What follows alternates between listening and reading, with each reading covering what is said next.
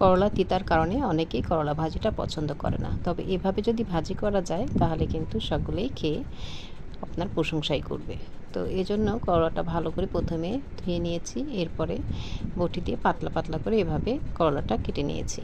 এখন আমি করলাতে দিয়ে দেব কিছুটা লবণ এবং এটা দিয়ে ভালো করে মাখিয়ে নেব, কারণ এখন যদি লবণ দিয়ে মাখিয়ে রাখি তাহলে করলার গায়ে যে পানিটা থাকে সেটা বের হয়ে যাবে এবং করলাটা নরম হয়ে যাবে।